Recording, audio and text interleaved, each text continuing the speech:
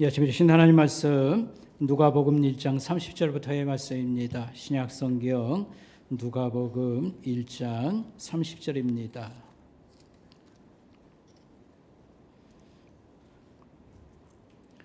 여러분 가지고 계신 신약성경 87페이지 누가복음 1장 30절부터의 말씀입니다. 천사가 이르되 마리아여 무서워하지 말라. 내가 하나님께 은혜를 입었느니라. 보라 내가 잉태하여 아들을 낳으리니 그 이름을 예수라 하라. 그가 큰 자가 되고 지극히 높으신 이의 아들이라 일컬어질 것이요 주 하나님께서 그 다윗 조상 다윗의 왕위를 그에게 주시리니 영원히 야곱의 집을 왕으로 다스릴 것이며 그 나라가 무궁하리라. 아멘. 네, 이 시간 성가대가 찬양으로 하나님께 영광을 올리겠습니다.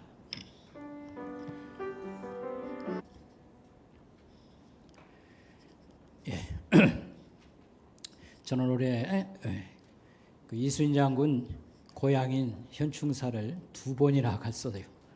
좋아서 거기 간 게 아니고 그 근처에서 동창회 모임이 있어가지고 그 장소 답사를 하느라고 또 우리 이제 11월에 산불 데가 없으니까 하기 위해서 이제 갔습니다. 현충사 가본 지가 한 20년은 된 것 같아요. 그래서 경내에 들어가서 사당을 향해서 쭉 걸어 들어가는데 눈물이 좀 나요. 왜냐하면 우리 이순신 장군의 가족사를 제가 잘 또 아는 게 있어서 그렇습니다. 여러분 잘 아는 것처럼 우리 이순신 장군은 여러 사람들이 존경하고 우리 대한민국이 참 큰 인물로 생각합니다. 53년 7개월을 살고 장렬한 죽음을 하고 또 일본 적을 물리치고 이렇게 돌아가셨습니다. 그 고마움을 우리가 기억하고 또 그래서 올해도 영화를 또 만들어가지고 또 보고 이제 그렇게 하는데 다른 것도 우리가 기억할 필요가 있습니다. 뭘 기억하냐면 그 가족들을 기억할 필요가 있습니다. 아들이 5명인데 4명이 역시 전사자가 됩니다. 조카 셋이 또 전사를 같이 해서 그래서 우리가 이 땅에 살아가는 것이 얼마나 많은 사람들의 사랑과 도움을 받으며 사는 거냐, 이걸 우리가 잊지 말아야 된다라고 생각을 합니다. 주님의 성탄절이 내일 앞에 왔습니다. 성탄절이 정말 고귀한 날입니다. 너무너무 기쁘고 감동적인 날입니다. 근데 우리가 뭐 이유야 여러 가지로 될 수 있습니다만 그 성탄절이 별로 반갑지 않다는 말은 좀 그러고요. 기쁘지 않은 것은 왜 그럴까?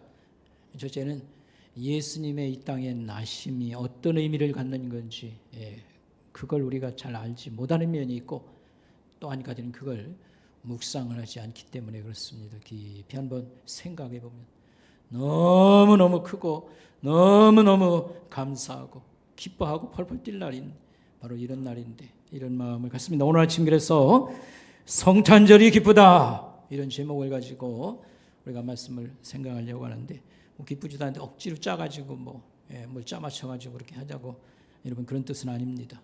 정말 알면 성탄절은 감동과 감격과 정말 눈물 흘리면서 우리가 기뻐하고 그런 날이다, 이렇게 말씀을 드리겠습니다.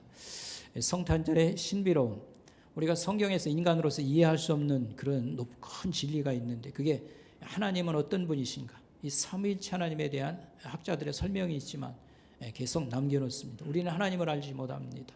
삼위일체 하나님이고, 두 번째는요, 이 인간으로 오신 하나님의 비밀입니다.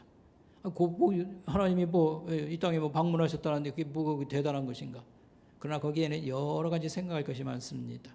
그래서 예수님은 어떤 분이냐, 이 문제를 가지고 지금까지 2000년 동안 신학자들은 논하고 논쟁을 지금까지도 또 해온 부분이 있습니다. 그래서 이걸 기독론이라고 하는데, 그래서 큰 이 논쟁이 언제 끝나느냐면 한 501년 칼케톤 회의에서 이제 정리가 됩니다. 딱 한마디로 한 줄로 설명하면 예수는 누구신가? 참 하나님이며 참 사람이시도다. 그건 뭐 듣던 얘기고 대단한 거 아닌 것 같습니다만 좀 더 생각해 보면 하나님이 사람으로 오셨다라고 할 때에 사람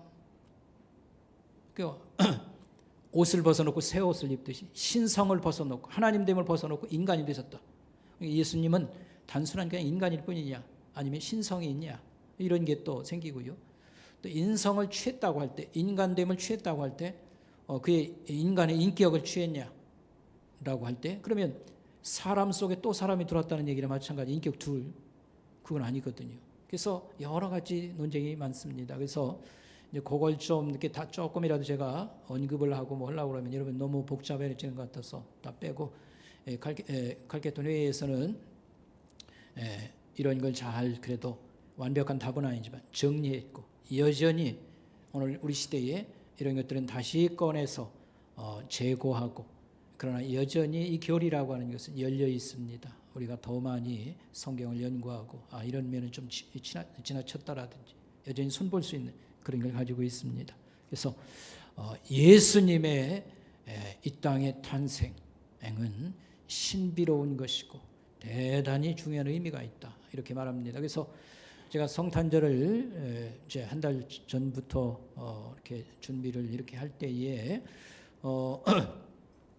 그러니까 예수님이 이 땅에 와서 하신 일 우리가 사역이라고 하는데 보통 셋으로 나눠서 생각합니다. 이것은 종교개혁 때 종교개혁자 완성자 칼빈 선생이 정리를 했어요.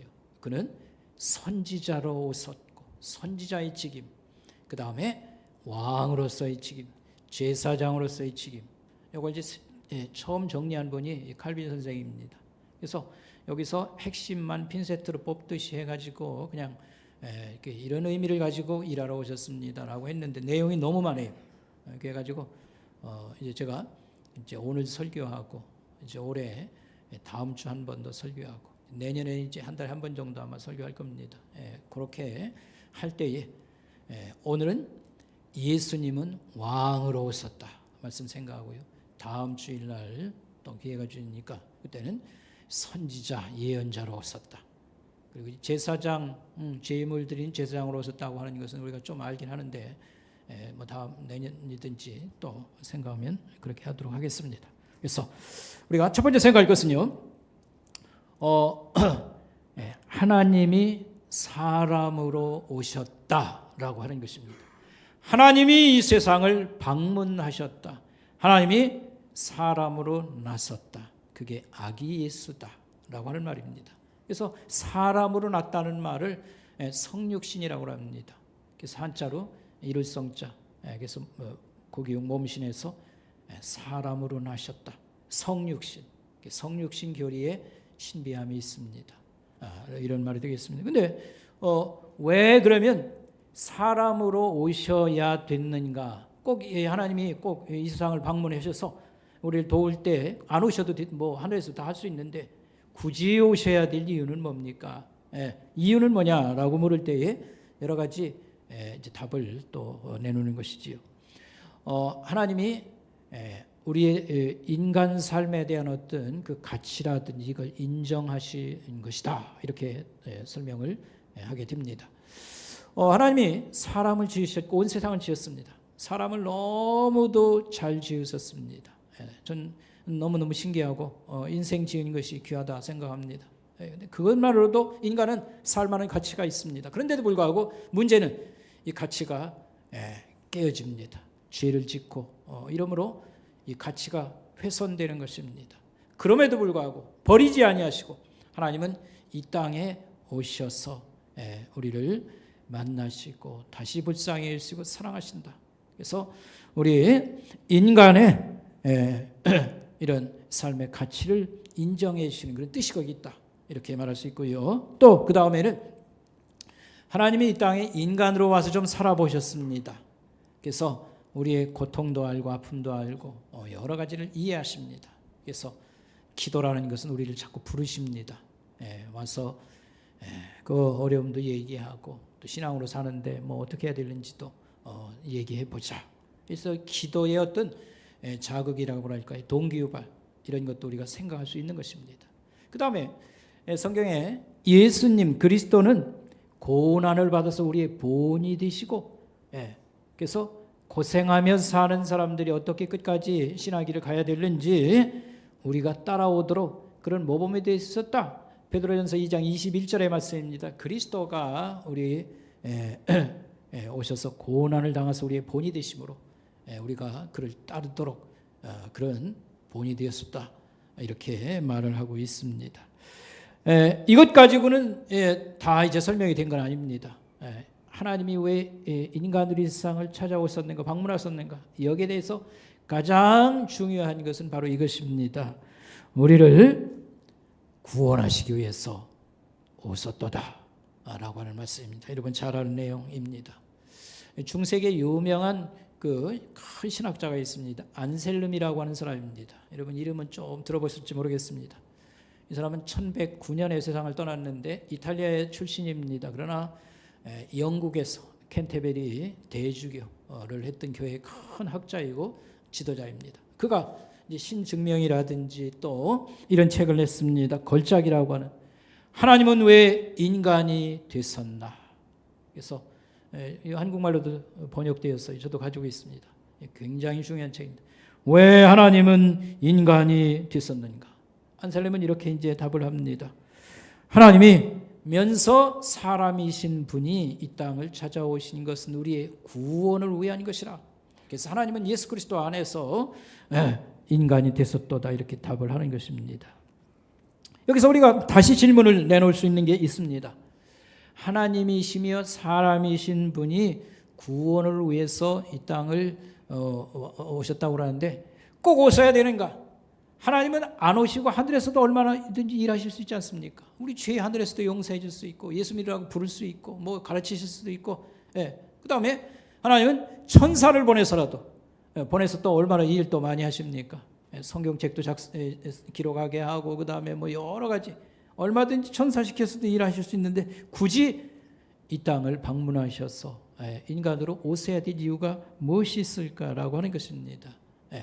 그래서 우리 구원을 얘기하려고 하면 죄 용서, 속죄를 얘기합니다. 제사라고 하는 방식 이걸 왜 굳이 취해야 되는가?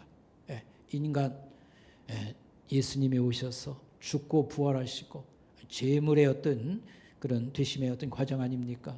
그걸 꼭 거쳐야만 되는가? 이런 질문이 나는 것입니다. 여기에 대해서 안셀렘은 이렇게 답변했습니다.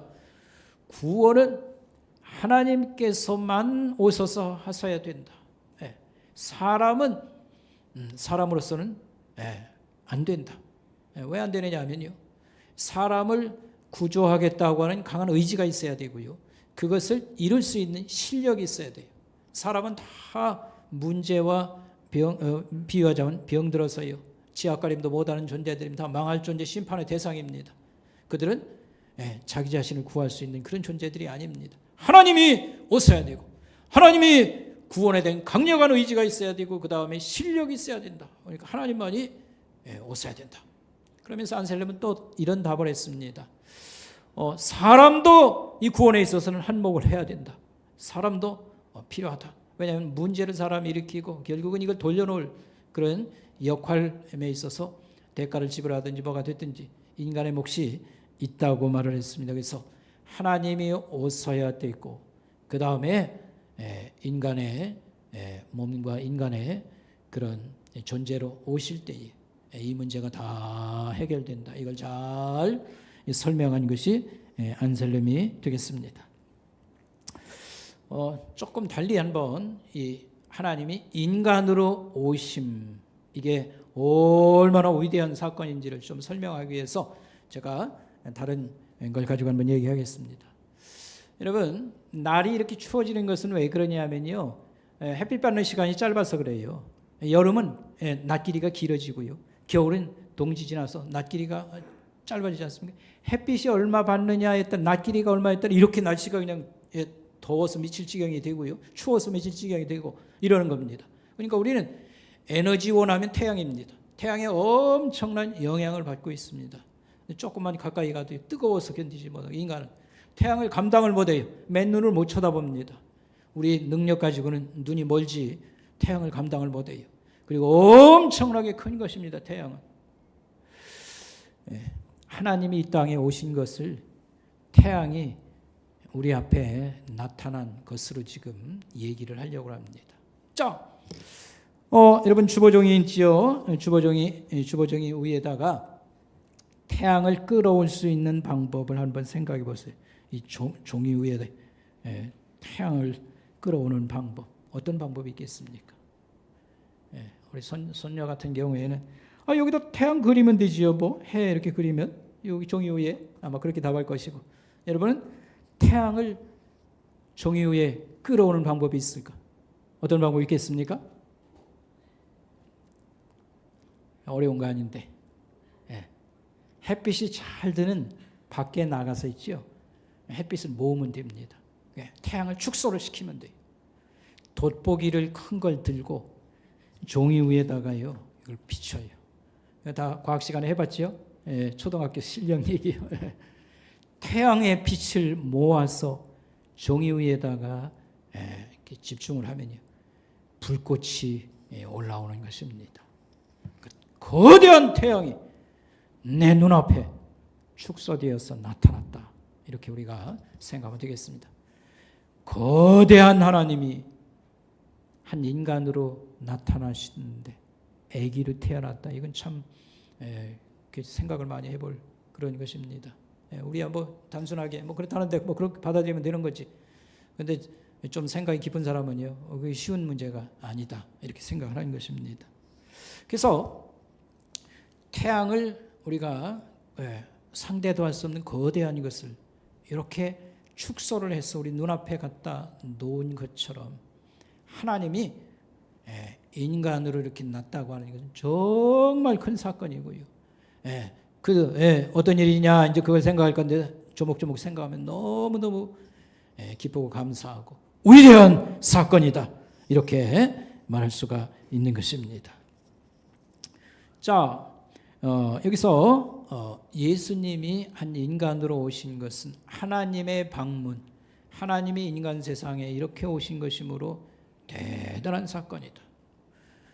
철학자들 같은 경우에는요, 이건 불가능하다고 합니다. 왜 불가능하냐 물어봤더니 영원히 시간 세상 속에 들어올 수는 없다는 겁니다. 영원히 시간 속에 시간 속에 들어오면 되는 것이. 근데 이제 철학자들은 그렇게 얘기합니다. 영원은 시간 속에 못 들어온다. 그럼 뭐가만 가능하냐? 시간과 접촉만은 가능하다. 공으로 말하면요, 원하고 직선하고 만남같이 이렇게 얘기합니다. 가만히 들어보면 그 일리가 있는 겁니다. 그래서 하나님이 인간으로 압축해서 이렇게 나타났다고 하는 그 자체도 정말 신비한 면을 많이 갖고 있는 위대한 사건, 이렇게 우리가 말할 수 있겠습니다. 자, 일단 이제 두 번째로 생각할 것은요, 예수님의 성탄, 성육신은 왕이 되기 위해서 오셨다. 온 세상을 다스리는 자로 이렇게 오셨도다. 이게 이제 성경의 가르침 속에 또 한 그런 중요한 주제가 되겠습니다. 자, 하나님이 예고를 하셔요. 예고편. 하나님이 예언의 말씀을 주셔요. 왕을 내가 보낸다. 근데 그 왕이 사람으로 태어나고 심지어는 아기로 태어날 것이다. 이런 예고가 나옵니다. 여러분 잘 아는 이사야서 9장 6절입니다. 한 아이가 우리에게 태어났다. 그런 왕권을 양 어깨에 메었고, 우리 같이 한번 읽어보겠습니다. 인쇄물이 있으니까 이사야서 9장 6절 7절 말씀입니다. 여러분이 읽을 때에 제가 약간 살을 붙이겠습니다. 자, 한 아이가 우리에게 태어나는데 그의 어깨에는 뭘 메었다? 정사라니 왕권을 메었고 그의 이름은 기묘자라. 여기 이름은 기묘자라는 말은 영어로 원더풀입니다. 놀라운 분, 모사, 지혜자, 전능하신 하나님이라고 부를 것이라. 영존하시는 영원히 살아있는 아버지라고 부를 것이다. 한 아이를요, 평강의 왕, 평화의 왕이라고 할 것이라. 그 정사와 평강이 더함이 무궁하며, 이 말은 왕권과 평화가 점점 더 커지고 무궁할 것이라. 그 다음에 뭐라고요? 다윗의 왕위와 그의 나라를 위에 군림하여서 그 나라를 굳게 세우고 지금 이후로 영원히 정의와 공평으로 다스릴 것이라.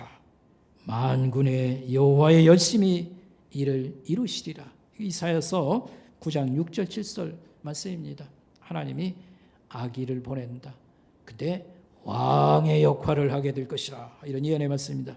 성탄절에 늘 설교하고 여러분 많이 아는 성경 구절이 또 있어요. 미가서 5장 2절 말씀 그 밑에 있습니다. 같이 한번 읽어보겠습니다. 베들레헴 에브라다야 너는 유대 족속이 작을지라도 이스라엘을 다스리는 자 왕이 내게로 나올 것이라.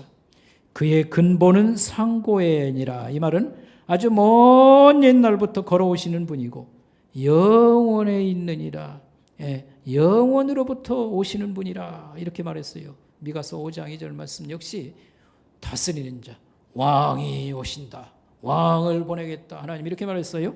오늘 성경 말씀입니다. 누가복음 1장 32절 33절의 말씀인데 이것은 저 천사가 마리아에게 예수님 탄생을 예고하면서 해준 말입니다. 자, 같이 한번 읽어보겠습니다.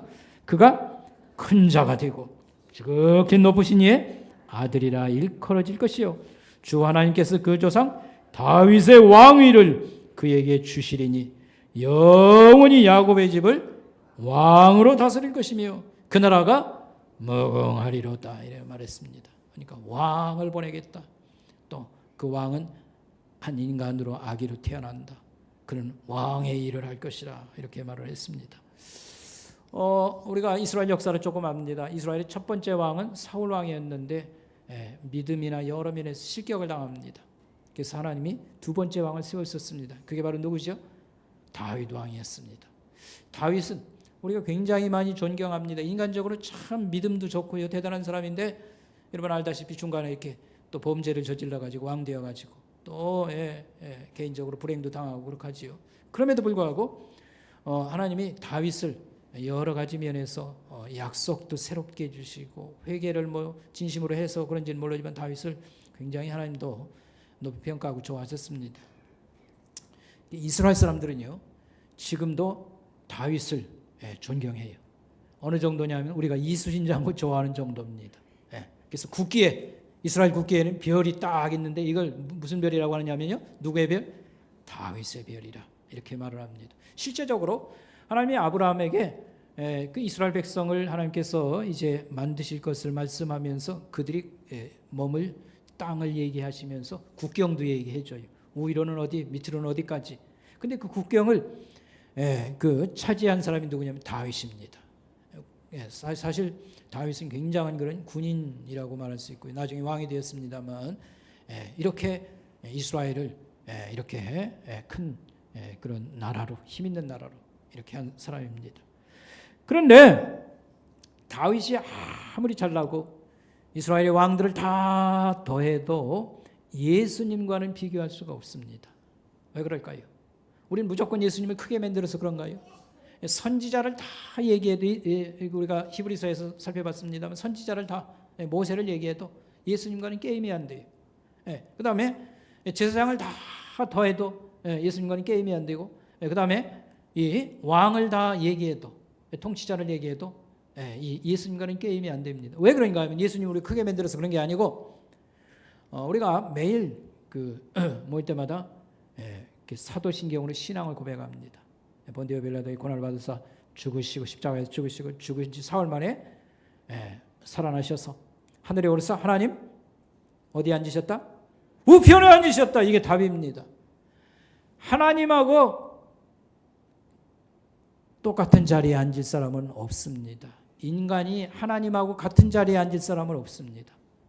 예수님은 우리가 하나님의 아들 그럽니다만 우리 돕기 위해서 그렇게 하는 거지 삼위일체 하나님입니다. 모든 면에서 하나님하고 성자와 성부는 차이가 없어요.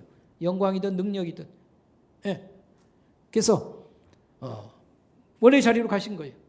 그러니까 하나님 우편에 앉으셨다는 말은 하나님하고 동석에 앉으셨다. 이 동급이에요. 동석에 앉으셨다는 겁니다. 인간의 왕이 아무리 잘나고 해도 상을 받아도 그 밑에 가서 받지 동급으로 앉을 수는 없습니다. 그러니까 예수님이 누군가를 이게 얘기해 주는 거예요. 예수님의 신성을 여러 가지로 우리가 증명을 합니다만 하늘에 오서 하나님 같이 앉으셨다. 인간의 왕이나 누가 됐더니 그럴 사람은 없습니다. 그러니까 예수님은 이렇게 귀한 분, 높으신 분이라고 생각하면 좋겠습니다. 그러면 예수님이 왕이 되셔서 세상을 통치한다고 하는 구체적으로 어떻게 하는 겁니까? 정말 하나님이 예수님이 교회만 다스리는 겁니까? 이 세상도 다스리는 겁니까? 세상을 다스리면 갈수록 이거 문제가 많은 것 같고요. 나아지는 거 없는 것 같고, 하나님이 말만 다스린다고 하는데 왜 어떻게 되는 겁니까? 일단 우리가 거기에 대해서 생각해보면 예수님은 하늘로 올라가서 세상을 다스리는데 두 가지 방면으로 다스린다, 이렇게 보면 좋겠습니다. 자기 백성들을 모아서 양육하고 다스립니다. 이게 바로 교회의 왕이 되셨도다, 이런 말입니다. 그래서 교회라는 말은 하나님 나라라는 성경에만 있잖아요. 같은 개념으로 보기도 하고 약간 차이를 두기도 합니다. 그러니까 하나님 나라라고 하면 하나님이 다스리는 세상이라는 뜻인데 거기에는 구원받은 사람들만 들어가요. 근데 교회는 구원받지 않은 사람들도 예수 믿을 사람도 들어오고 안 믿는 사람도 아직은 안 믿는데 그런 사람도 들어오잖아요. 그렇다고 하면 교회가 하나님 나라보다 더 크다고 그림을 그리면 그렇겠지요. 그런데 사실은 일반적으로는요, 교회 하면 하나님을 대표하고 하나님 나라를 대표하는 거예요. 그래서 하나님 나라는 곧 한자로 옮기면 천국이고요. 하나님 나라, 천국, 교회 같은 개념으로 보면 좋겠습니다. 예수님은 교회의 왕이시도다. 이 말은 하나님 나라의 왕이시도다. 하나님 나라의 책임자시다. 이런 말이 되겠습니다. 그래서 자기 백성 예수 믿는 사람들을 모으고 훈련하고 양육하고 평생 우리는 살기 힘들고 어쩌고 저쩌고 말이 많지만 하나님은 어쨌든지 우리를 키우시는 중에 있고요. 이걸 완성시키는 이런 일을 하십니다. 그 다음에 또 한 가지는 우주를 통치하시는, 우리가 소위 말하는 역사의 주인으로서의 역할을 하십니다. 역사에 개입을 하시고 우주에 대한 왕으로서 행사를 하십니다. 이건 뭘 얘기하는 겁니까? 여기서 우주의 왕이라는 것은 예수 믿지 않는 사람들, 하나님 안 믿는 사람들도 다 그 안에서 지은 문 창조자 안에서 벗어날 수는 없습니다. 악인이나 선인에게 똑같이 비를 주시고 삶의 기회를 주시고 이렇게 해서 믿지 않는 사람도 다스리고요. 그 다음에 동식물, 생명체도 다스리시고 창조자이기 때문에 그 다음에 인간 세상의 어떤 역사라고 하는 거를 주관하시고 개입을 하십니다. 그래서 이 우주의 왕이시다라고 이렇게 부르고 있습니다. 그런데 이제 문제는 이제 다른 사람들이 하는 얘기예요. 2차 대전 이후에 교회가 또 이렇게 어려움을 많이 당하고 해서 영향력이 지금 좀 세상에 줄어드는 거 아닙니까? 이런 질문을 하고 그러면서 어떻게 악인이 득세하고 세상이 좀 문란해지는데 세상을 통치한다고 말을 할 수 있겠습니까? 이런 얘기도 내놔요. 그러나 우리가 성경 말씀에 보면 이런 답을 얻을 수가 있습니다. 그 답을 지금 얘기하는 건 아니고요. 인간 역사는 역사가들이 21개 문명권을 형성해서 오늘까지 왔다 얘기하고 성경이나 우리가 일반사에 알고 있는 그런 나라들이 이 세상에 존재했었습니다. 그래서 성경에 등장하는 가장 오래되고 강대국이었던 나라가 애굽, 이집트입니다. 근데 지금은 이집트는 어떻게 하냐면요, 국민 3분의 2가 먹고 살기가 힘든 나라예요. 이스라엘하고 게임이 안 돼요. 이 조그만 나라 이스라엘하고 우리나라하고 비교해도요, 옛날에 이렇게 잘 살고 거대한 나라가 없었는데 요즘은요 거꾸로 돼서 국민 3분의 2가 어려움이 먹고 사는 거 가지고 허덕대는 그런 위치에 떨어졌습니다. 바벨론 대단했습니다. 바벨론 역시 마찬가지입니다. 그 다음에 시리아나 우리가 잘 아는 그리스, 로마 대단했지요. 지금은 누굽니까? 지금은 미국과 중국? 미국이라는 나라가 힘을 파워를 갖고 있습니다. 중국이 군사력 어쩌고 그러지만요 3분의 1도 못 미칠 정도로 있지 않습니까? 그러지 않습니다. 근데 북한의 김정은이 까불까불하는 데 있지 않습니까? 한 번이라도 폭격 하면 이제 끝이요. 근데 왜 그렇게 안 합니까? 그 다음에 어떻게 될지 피차가 모르는 겁니다. 무슨 일이 일어날지. 그러나 성경에 보면 이제 그 천국 비유라든지 이런 걸 통해서 세상 역사에 대한 그림을 그려줘요. 그래서 오늘은 그 얘기 할 수 없고요. 어떤 나라도 보면 몇백 년 안 가요. 제국이라고 그래서 이웃나라 정복하고 뭐 거느리고 뭐 대단한 체하지만 그 역사가 그렇게 길지가 않습니다. 세상 역사는 하나님이 주관하시는데 성경은 이렇게 말합니다. 왕이 됐든지 나라가 됐든지 교만하면 하나님께서 치워버립니다. 뭐하면요? 교만 떨면 치워버려요. 이걸 우리가 알아야 됩니다. 그리고 역사는 하나님이 주관하시는데 그 우리의 미래를 예측하던 자한테 가장 중요한 것은 사람입니다. 사람. 그래서 미국이라는 나라가 얼마나 갈까 우리가 잘 알지 못합니다. 그러나 중요한 것은 이겁니다. 성경의 원리에 비치면 그 사람들이 어떤 사람으로 살아가느냐가 중요합니다. 그래서 미국이 마약의 천국이 되면 끝이요. 여러분, 그러니까 마약이라는 건 제가 보기에는요, 음식도 먹어보면 그게 그거예요. 그냥 미치는 거 사람 만드는 게 마약입니다. 취해버리는 거예요. 뭐 성이라는 것도 뭐 별거 아니에요. 그러다 보니까 그냥 뭐 미치광이 되자라고 해서 마약이라고 먹는 건데 그냥 뭐 살았는지 죽었는지 환상에서 헤매고 돌아다니고 그러는 거예요. 그래서 가장 마약이 지금 많이 유행하는 데가 미국 나라입니다. 그래서 이 나라 참 어떤 미래가 어떻게 될까 이렇게 생각을 하는 겁니다. 살아있는 송장이 되는 거예요. 마약이 취하면. 좀비라고 그러지요. 살아있는 시체들. 그래서 이 정신이 똑바르고 건강하면 이 사람들을 하나님이 쓰실 뿐만 아니라 역사의 승리자가 되는 것입니다. 사람이 생각이 똑발라요. 뭐 능력도 있고 똑똑한 뭐 학교도 잘 나오고 하는데 생각이 건전치 않습니다. 사람들도 그걸 경계합니다. 그런 사람에게는 기회가 하나님 부여하지 않습니다. 그러나 생각이 바르고 양심이 살아있고 가정을 잘 이렇게 세워나가고요. 부부관계 건강하게 잘 유지하고 이런 사람들이 나라를 차지하고 역사를 주관하는 그런 사람의 인물이 중요하다라고 하는 것과 하나님은 어떤 사람들에게 기회를 주시는가 우리가 이렇게 말할 수가 있습니다. 요점은 하나님이 이 세상을 통치하는 거는 이해가 될 수가 없다 이렇게 말을 하겠습니다. 자, 여기 이제 세 번째로 좀 우리가 적용을 하기 위해서 생각할 것은 우리 예수님, 왕이신 예수님, 우리가 믿는 예수님과 우리의 관계는 좀 어떤 관계인가를 좀 더 생각을 해보면 좋겠습니다. 성경에 이렇게 말을 합니다. 예수님과 우리의 관계는 머리와 몸. 머리는 누구요? 예수님. 머리와 몸의 관계다. 예수님과 우리 교회, 우리 믿는 사람의 관계는. 또 신랑과 신부로 비유해요. 신랑과 신부로 비유해요. 그래서 머리와의 몸의 관계는 생명 관계라. 생명을 연결해 놓은 거예요. 영원한 생명을 연결해 놓은 생명 관계, 머리와 몸. 그 다음에 신랑과 신부는 사랑하는 관계. 사랑하기 때문에 자기 목숨까지 내놨어요. 사랑하는 관계, 예수 믿는 사람들의 관계는 사랑 관계. 그 다음에 하나님의 영적 자녀. 그렇죠? 우리가 기도할 때 하나님을 누구라고 불러요? 아빠, 아버지라고 불러요. 영적 자녀.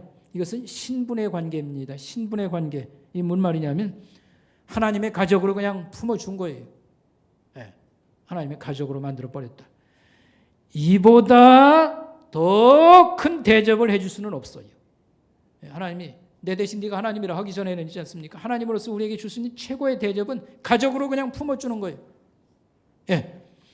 분수에 넘치는 감당할 수 없는 복을 우리가 받은 것이 하나님의 영적 가족에 우리가 들어간 겁니다. 그가 우리를 품어주신 겁니다. 그래서 우리는 우리 자신이 내가 생각하는 나하고 하나님이 생각하는 나를 좀 이렇게 대비를 해서 하나님이 나를 이렇게까지 분수에 넘치는 있을 수 없는 복을 우리에게 주시는구나. 이걸 우리가 알 필요가 있습니다. 그래서 우리는 우리 자신의 존귀함을 알아야 되겠습니다. 자, 우리가 성탄절에 태어나신 예수님을 좀 생각할 때에 아기 예수님으로 오셨다라고 할 때에 그 얘기를 우리가 잘 알고 있습니다. 베들레헴에 태어났는데 여관을 못 얻어가지고 뭐 급하고 상황이 급하니까요. 이렇게 짐승 거쳐 마구간에 들어가 가지고 어린애가 태어났는데 그걸 포대기로 싸 가지고 구유에다 올려놓고 그런 얘기를 알고 있습니다. 실화 같기도 하고 동화 속 얘기도 같기도 하고 하찮은 그런 우스운 그런 보이는 그런 사건으로 생각하기 쉽습니다. 그러나 이것을 하찮은 얘기로 생각지 않은 사람들이 있었습니다. 동방박사라는 사람 한번 예를 들면요. 동방박사. 그 사람들은 목숨을 걸고 먼 곳에서 여행을 해 왔습니다. 그리고 가장 중요한 그런 선물꾸러미를 가지고 왔습니다. 그리고 예수님에게 와서 큰 절을 하고요. 그들은 돌아갔습니다. 그러면서 가면서 뭐라고 했을까? 제가 한번 상상을 해봤습니다. 죽어도 한이 없습니다. 왜 그러냐면 하나님이 지금 큰 일을 하기 위해서 왕을 보냈었기 때문에. 이 사람들은 어떻게 알고 왔을까라고 할 때 여러 가지 추정을 합니다만 그들에게 주신 어떤 소위 은혜라고 그러죠. 깨달음이 있고 확신이 있고 그래서 생명을 알고라도 이 왕을 축하하기 위해서 내가 사절로 가야 되겠다. 그런 뜨거운 어떤 그 에피소드가 있을 겁니다. 성경이 이걸 다 기록하면 너무 책이 두꺼워지니까 그걸 다 빼버렸지만 이들에게는 이런 어떤 비밀 같은 게 있어서 이 아이를 보는 그런 믿음과 눈이 생기도록 그렇게 해가지고 와서 큰 경배를 드리며 이제 돌아갔던 것입니다. 여기서 우리가 적용해서 좀 생각해 볼 것은 예수님과 우리 관계를 생각해 볼 때에 우리는 어떤 존재냐? 하나님과 예수님과 묶여진 관계 또는 정확히 성경 표현을 말하면 연합된 관계, 찰딱 갖다 붙인 관계라고 성경은 얘기합니다. 그래서 예수님에게 우리는 붙어 있기 때문에 예수님하고 연결되어 있기 때문에 예수님이 올라가면 올라가는 거고 예수님이 내려가면 함께 내려가는 거예요. 예수님이 내려간 게 뭐냐면 이 세상에 오신 것이고 마구간까지 아기로 태어난 게 낮아진 거예요. 근데 그것보다 더 낮아지셨습니다. 그게 바로 뭐냐면 십자가에서 고난당하고 죽는 자리까지 내려갔어요. 그러나 그는 거기서 매 있을 뿐이 아닙니다. 그래서 하나님이 그를 올리셨습니다. 그래서 어디까지 죽고 부활하셔서 어디로 올라가셨다? 하나님 보좌 우편에 가셨다. 그때 여기 연결된 우리 예수님과 운명이 연합된 여러분 그 세례라고 하는 거 있잖아요. 세례는 예수님과 연합입니다. 그 중요한 개념이에요. 세례는 뭐냐? 우리가 제시스템도 있지만 예수님과 연합시킨다고 하는 개념이에요. 두 가지를 우리가 알고 있어야 됩니다. 하나밖에 모르는 경우가 많습니다. 세례는 그 중심 개념이 예수님과의 결혼, 연합이라 이렇게 말을 하고 있습니다. 그래서 우리는 예수님과 연합된 우리 자신들을 성탄절에 묵상하고 예수님과 연합된 것에 대해서 감사하고 기뻐하고 그렇게 해야 될 것입니다. 아멘. 우리가 살면서 우습게 여기는 사람들이 있어요. 우습게 여기는 사람들이 있어요. 누굴까 오늘 아침 한번 생각해 보세요. 내가 살면서 우습게 여기는 사람, 가볍게 여기는 사람, 아기로 태어난 이 조그만 마구간에 무슨 동화 같은 얘기, 예수님의 탄생을 우리가 우습게 여기는 그런 게 있다 이제 얘기를 하면서 살면서 우리 주변에서 우습게 여기는 사람들이 있습니다. 누굴까요? 부모. 남들은 집도 다 하나 물려주던 것만 그 못난 집 아들한테 못 물려 땅떼기 하나도 안 줘가지고 벌어먹고 사는데도 아무 도움이 안 됐다고. 그래서 불만이 좀 있습니다. 우습게 여기는 사람. 또 우습게 여기는 사람 누가 있을까요? 남편. 돈도 잘 버는 사람도 있지만 돈도 못 벌고 그냥 출세도 못하고 괜히 오라고 해가지고 고생만 직사하게 시킨다. 또 우리가 우습게 여기는 사람이 있어요? 누구? 아내. 잘하는 거는 밥 해주는 것밖에 없고 그냥. 또 우습게 여기는 사람이 있어요. 누굴까? 자식. 애물단지. 이게 뭐냐면 공부 문제하고 좀 취직 문제지요. 그래서 우습게 여깁니다. 그런데 또 한 사람이 여전히 남아 있어요. 누굴까 한번 찾아보세요. 우습게 여기는 사람 누구? 자기 자신입니다. 자기 자신이요. 돈도 잘 못 벌고 그냥 출세도 한 번 못하고 38년 목회했어요. 큰 교회도 하나 못 만들고 뭐 하여튼 자기 전에 불만이 가득 이렇게 할 수가 있습니다. 그래가지고 나이 들면서 자꾸 울어요. 눈물만 난다. 인생이 슬프다. 제 시골 동네에는 박 씨라고 하는 분이 있는데 이분은 술만 먹으면 어머니 산소에 가서 울어제쳐요. 울어제쳐요. 그러니까 나 같은 걸 왜 낳습니까? 이제 얘기도 될 수 있고 뭐 내용은 잘 모르지만 제 어렸을 때요. 산소에 가서 술만 먹으면 울어제쳐요. 근데 그분이 거기서 이제 자살을 합니다. 자살을 해요. 그래서 우리가 우리 스스로를 비관하는 그런 게 있습니다. 그러나 오늘 성탄절에 우리 자신을 다시 한번 묵상해야 됩니다. 우리 부모, 우리가 살아봤지만 인생살이가 그렇게 쉽지가 않습니다. 집 물려주고 땅떼기 안에도 살아갈 수 있도록 우리를 이렇게 교육을 시키고 여러 가지를 물려줬다고 하면 우리는 부모를 용서해야 됩니다. 아멘. 남편을 용서해야 됩니다. 이 성탄절에 아내를 용서해야 됩니다. 자식을 용서해야 됩니다. 그런데 제일 많이 또 용서할 것은 자기 자신이요. 이제 의욕이 있을 때 한 60살까지는 그거 몰랐는데요. 이제 점점 나이가 들면은 내가 못났구나 그런 것을 이제 알기 시작을 하지요. 비관하기 시작합니다. 그러나 더 이상 자신을 미워하지 않아야 되겠습니다. 왜 그런가 하면 어쨌든 하나님이 우리를 안아주시면 품으면 예수 믿으면 인생의 슬픔과 모든 그런 실패와 원망도 다 끝나는 겁니다. 아멘. 아멘. 우리 자신의 존귀함을 알아야 됩니다. 예수 믿을 때에 우리에게 희망이 있어야 되고요. 자신을 귀하게 여기고 이런 그 자랑스러운 그런 신앙을 우리가 품어야 되겠습니다. 그래서 성탄절은 기쁘다. 성탄절은 기쁘다. 이렇게 말할 수 있겠습니다. 여러분 그 인셈을 다시 한번 참고로 보시길 바라겠습니다. 자신의 존귀함을 알자. 거기 보면 요한복음 10장 28절 말씀이 있습니다. 예수님이 마지막 돌아가시기 전날 목요일 저녁에 제자들과 식사를 하면서 그때 이제 주신 말씀이고 그때 남긴 기도입니다. 자, 같이 한번 읽어보겠습니다. 내가 그들에게 영생을 주노니 영원히 망하지 아니할 것이요 그들을 내 손에서 빼앗을 자가 없느니라. 요한복음 17장 24절 말씀입니다. 아버지여 내게 주신 자도 나 있는 곳에 나와 함께 있어. 아버지께서 창세전부터 나를 사랑하심으로 내게 주신 나의 영광을 그들로 보게 하시기를 원하나이다. 이 말이 무슨 말이냐면 요게 최후의 만찬 식사 바로 전에 하신 말씀이에요. 10장은 아니고 17장입니다. 아버지여 하나님 아버지 내게 주신 자도 나 있는 곳에 나와 함께 있게 해 주실 것을 빌었고요. 예전의 영광을 회복할 때 저들도 나의 영광에 동참하게 해주세요 라고 하는 말씀입니다. 우리가 예수님의 영광에 동참하는 자들이구나 이런 것을 알 수 있습니다. 그리고 로마서 8장 34절 35절 말씀입니다. 같이 읽습니다. 누가 감히 죄가 있다고 판단하겠습니까? 죽으신 분은 그리스도 예수십니다. 그분은 죽으셨을 뿐만 아니라 다시 살아나서 하나님 우편에 앉아 계시면서 우리를 위해 중보 기도를 하고 계십니다. 누가 우리를 그리스도의 사랑에서 끊어놓을 수 있겠습니까? 환난입니까? 어려움입니까? 비박입니까? 굶주림입니까? 헐벗음입니까? 위기입니까? 아니면 칼이겠습니까?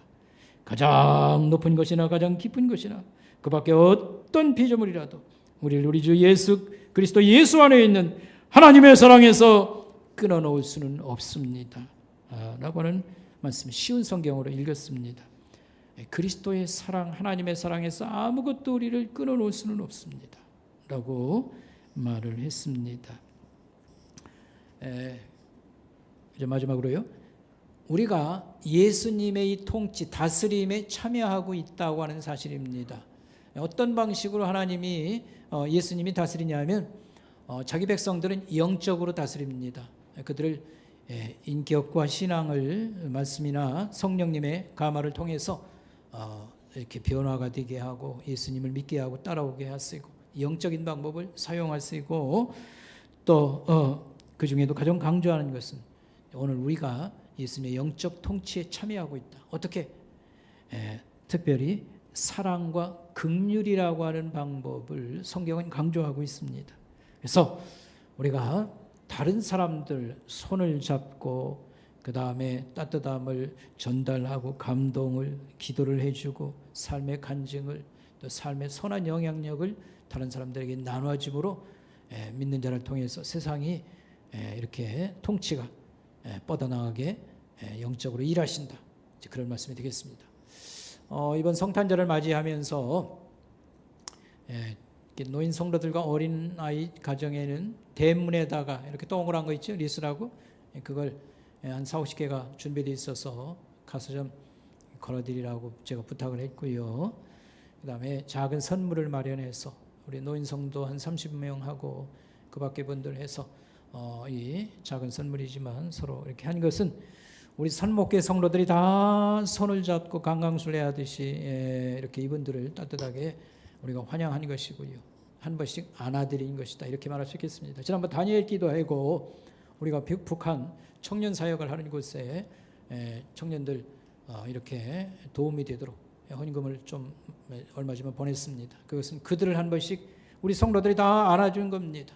우리가 인도네시아의 성경학교를 작은 거지만 2개 운영하면서 한 30 몇 명 정도 교회에 다 중요한 직분자 교사들입니다. 그들을 우리가 품에 안아주고 하나님 말씀 가지고 잘 여러분들이 배우고 교회를 섬기세요. 이렇게 한 것입니다. 그리고 예수 그리스도는 정의로 다스립니다. 정의로 다스린다는 말은 우리가 똑바로 살도록 도와주시고 그 다음에 억울함이나 고통 이런 것들을 바로잡는 그런 일들을 또 하신다. 이런 말씀이 되겠습니다. 오늘 말씀 결론이 뭐냐면 하나님이 우리를 찾아오셨습니다. 하나님의 방문, 왕이 우리에게 오셨습니다. 그분이 이와 같이 우리를 양육하고 세상을 다스리고 우리가 여기 동참하게 해주셨습니다. 그런 말씀이 되겠습니다. 기도하겠습니다. 하나님 아버지 감사합니다. 오늘 성탄절을 앞에 놓고 왕으로 오신 우리 주 예수 그리스도, 우리의 심령과 우리의 삶의 모든 영역에서 우리에게 감화와 또 가르치심과 또 여러 가지 이끄심으로 우리를 인도해 주시고 특별히 다시 오실 우리 주님을 사모하면서 오늘 이 시대에 우리가 해야 될 작은 것부터 큰 것까지 또 사명감을 가지고 이렇게 살아갈 수 있도록 하나님 깨우쳐 주심을 감사합니다. 우리 선목교회를 통해서 주의 영광이 밝히 드러날 수 있도록 성탄절 특별한 그런 시간들로 삼아 주시옵소서. 예수님의 이름으로 감사하며 기도드리옵나이다. 아멘. 우리 준비하신